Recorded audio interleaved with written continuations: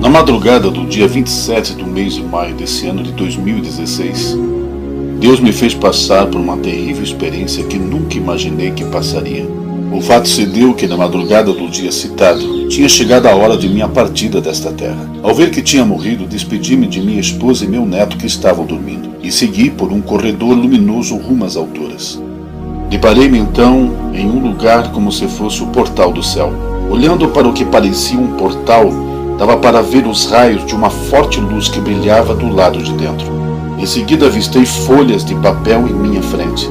Os papéis eram como pérolas brancas que refletiam lindas cores que jamais tinha visto antes. Essas folhas de papéis representavam uma vida limpa sem defeito algum. Fui tomado de uma alegria indescritível por saber que tinha sido perdoado de todos os meus pecados. Na expectativa de que o portal se abrisse e eu fosse levado para o lado de dentro, uma sombra escura e assustadora se atravessou em minha frente, me separando daquele lindo lugar. Seguidamente fui levado por uma espécie de um túnel negro até chegar à entrada do inferno. No instante que cheguei neste lugar horrível, correntes foram colocadas no meu corpo por demônios cujos rostos eram desfigurados, vestidos todos de vestes pretas. Houve gritos que ecoavam de dentro de uma caverna negra, cujo solo era de lavas incandescentes de fogo. Uma visão horrível. Todo o aspecto ao redor era de um cinza escuro e fogo que saía pelas rachaduras das rochas. Acorrentado, eu teria que esperar o momento da minha tortura. No mesmo instante que avistava todo aquele terror ao redor, eu clamei angustiado, dizendo: Deus, não pode ser. Por que, Deus? O que estou fazendo aqui nesse tormento? Não pode ser verdade. O Senhor tinha me perdoado. Por que me mandou para cá? Por que, Deus? Clamei por misericórdia, pedia com todas as minhas forças que Deus me tirasse daquele lugar, mas me dominou o fato de que era uma circunstância irreversível. Tudo era muito real. Naquele momento minha memória ativou-se. Veio toda a minha vida na minha mente. Pensei em todo o tempo que perdi, as oportunidades que tive. Lembrei-me de muitas passagens bíblicas que falavam sobre o inferno. Em grande pavor, tive a mesma atitude do homem rico que fora levado para o Hades. Pedi que Deus me fizesse voltar para avisar os que ainda estavam vivos, para que fizesse de tudo para não irem parar naquele lugar horrível. Mas foi-me dito que não sairia mais dali. Não teria outra oportunidade. Enquanto era oprimido pelos demônios, avistei uma mulher de vestes brancas, mas toda suja. Naquele instante, entendi que representava a igreja contaminada com o mundo e foi rejeitada pelo Senhor. Em seguida, ouvi um demônio gritar: Olhem, lá vem o maioral, nosso líder. Olhei para cima e vi que era Satanás que via voando. Eu seria posto diante dele, onde saberia o que seria feito comigo. Nesse instante, apavorado, clamei o mais que pude: Deus, não pode ser, me tire daqui, me tire daqui. Continuei a clamar: misericórdia, Senhor, misericórdia, me tire desse lugar horrível. E ainda dizia: só pode ser um sonho, tem que ser um sonho. Faça que me acorde, Deus, que seja um sonho tudo isso, não pode ser verdade. Fazia de tudo para acordar. Entretanto, tudo era muito real para ser um sonho. Os gemidos, os gritos, todo aquele ambiente infernal. Mesmo ciente que não sairia mais daquele lugar, que tal seria meu destino eterno, continuava a clamar para que Deus me tirasse daquele lugar. Foi quando, ao olhar para o alto, avistei como se fosse um homem de branco que me disse: eu te avisei, te dei tempo, mas você não me deu ouvidos. Então eu disse: Senhor, e tudo o que fiz de bom, como fui parar aqui? Então ele me disse: não é o suficiente, não é só isso que quero de você, não basta o que você fez, quero mais. Entendi que além de fazer mais para ele, tinha que conservar uma vida casta, sem defeito, completamente limpa e pura. Exatamente como Paulo escreveu: e todo o vosso espírito, alma e corpo sejam plenamente conservados irrepreensíveis para a vinda de nosso Senhor Jesus Cristo. Tomei conhecimento que aquelas folhas que tinha visto diante do portal era a minha vida limpa na conversão, que eu tinha a responsabilidade de preservá-la limpa até o fim. Em estado de pânico, clamei a Ele com todas as minhas forças: me tira daqui, Senhor, dá-me uma nova chance, me faça acordar, Senhor, me tira desse terror. Mas continuava sendo dito para mim que não era sonho. Em meio à minha terrível angústia, tomado por pânico e pavor, continuando meu intenso clamor para que saísse daquele lugar, para surpresa minha, já sem esperança, a ponto de me autoflagelar com minhas próprias mãos, naquele instante fui retirado daquele lugar horrível e aos poucos fui avistando o meu quarto novamente. Tomado ainda de muito pavor, agora não acreditando no fato de estar novamente a este mundo, Esperei que minha respiração se acalmasse, pois as batidas do meu coração estavam a 1000. Ao me acalmar, num suspiro de alívio, disse: ó Deus, obrigado. Ó Deus, muito obrigado. O Senhor me deu uma nova chance. Obrigado, Deus, por ter me tirado daquele lugar. Ao levantar-me, acordei minha esposa dizendo que tinha algo para lhe contar. Em seguida, fomos até a sala onde contei tudo o que tinha acontecido. Eram 4h10 da madrugada. Depois de lhe contar tudo, dobramos nossos joelhos e oramos até o amanhecer. À tarde do mesmo dia, com meu corpo amortecido e minha mente conturbada de tudo o que vi e ouvi desde o início dessa terrível experiência, o Espírito de Deus me fez escrever em detalhes para depois transmitir, como estou fazendo agora, a fim de que os filhos de Deus tomem consciência do que será depois e como tudo deve ser agora para aqueles que querem ser levados para o céu e não para o inferno. Cada um é responsável pela sua própria vida. Tudo será exposto naquele dia quando se estiver diante do tribunal de Cristo. Irmãos em Cristo, temos que ter em mente que tudo em nossas vidas precisa ser feito segundo a vontade de Deus e não segundo a nossa vontade.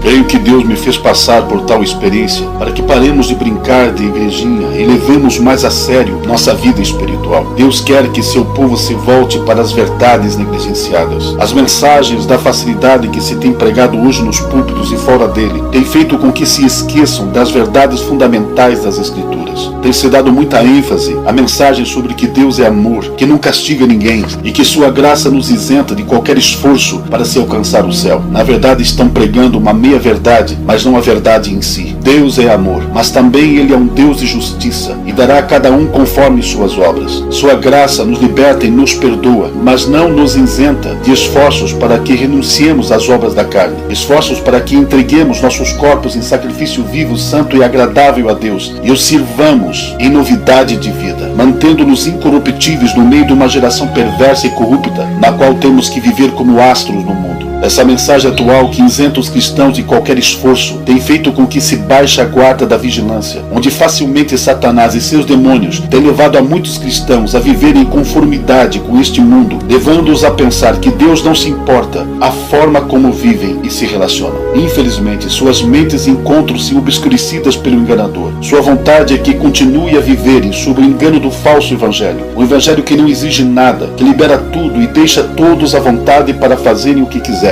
Deus me fez passar pelo que passei para advertir a igreja de Deus com respeito da falsa segurança transmitida pela falsa mensagem que tem levado e levará milhares de cristãos para o inferno. Sem sombra de dúvida, a verdade é que, se queremos o céu, temos que eliminar de nossas vidas toda espécie de pecados. Temos que nos despojar, nos livrar, nos esvaziar, nos desconectar de todas as coisas que provocam a ira de Deus. É importante que entendamos, para o bem de nossas próprias almas, que Deus não vai deixar escapar nada. Ele é santo e não admitirá que impureza alguma entre no céu. Aquele que não estiver completamente limpo não entrará no céu. Por esse motivo, como eleitos de Deus, devemos nos revestir de santidade, de ternos afetos de misericórdia, de bondade, de humildade, de mansidão, de longanimidade, suportando uns aos outros e perdoando-nos uns aos outros. Não devemos nos enganar. Cristãos que mentem, que se prostituem, que são maliciosos, que falam palavrões e qualquer tipo de palavras torpes, que praticam as mesmas coisas que as pessoas do mundo praticam, não entrará no céu. O destino desses será o inferno junto com os ímpios. Paulo declara que quem fizer o agravo receberá o agravo que fizer, pois não há acepção de pessoas. O erro da maioria dos cristãos de hoje é não terem em mente a realidade do céu e as condições de ir para lá, e a realidade do fogo eterno e o que pode levar para lá, e ainda não pensarem que vivemos a cada instante a um passo do que será. Prezado amigo e irmãos em Cristo, tenho em mente que a terrível verdade do estado da perdição dos ímpios e dos desobedientes é declarada nas Escrituras do princípio ao fim. Jamais houve coração mais terno do que o do Senhor Jesus Cristo. Entretanto, ninguém jamais falou com mais autoridade e ênfase sobre a realidade do inferno. Entre seus muitos avisos encontramos: e os filhos do reino serão lançados nas trevas exteriores, ali haverá pranto e ranger de dentes. Mateus 8,12. Eu, porém, vos digo que qualquer que, sem motivo, se encolerizar contra seu irmão, será réu de juízo, e qualquer que disser a seu irmão raca, será réu do sinédrio, e qualquer que lhe disser louco, será réu do fogo do inferno. Mateus 5,22. Mandará o Filho do Homem reúne os seus anjos, e eles escolherão do seu reino tudo o que causa escândalo,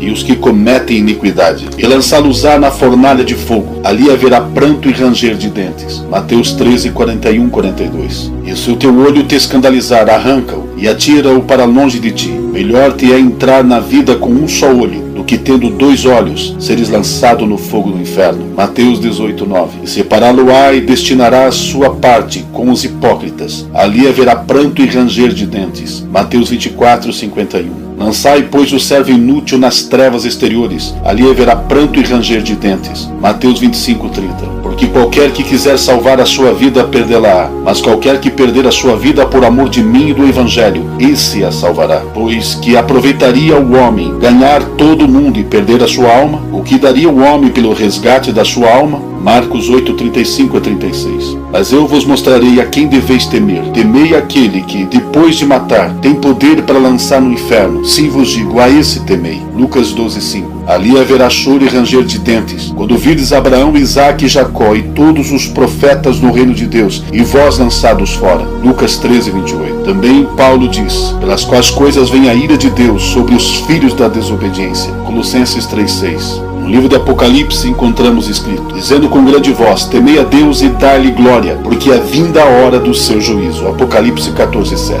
Quem quer ouvir, que ouça, quem deixar de ouvir, que deixe. Mas esta é a mensagem que Deus me entregou para anunciar nesse tempo do fim. Creio, sem sombra de dúvida, que Deus me fez passar por essa terrível experiência para que eu pregue categórica, fervorosa e eficazmente sobre a eternidade e com clareza apresente a verdade sobre o inferno, o terrível manicômio do universo, onde os inconstantes, ébrios e débeis espirituais, por mais sãos que sejam intelectualmente, serão recolhidos para sempre. Povos de Deus, façam tudo para escapar da ira futura. Tomem cuidado, pecados que para muitos são insignificantes levarão muitos cristãos para o inferno. Advirto a todos contra os achismos de homens que acham que podem enganar o que está escrito para ensinar o que pensam. Dou alerta para tomarem cuidado com profecias e revelações que não condiz com a doutrina bíblica. Lembre-se que Deus vela pela sua palavra para a cumprir. Jeremias 1:11.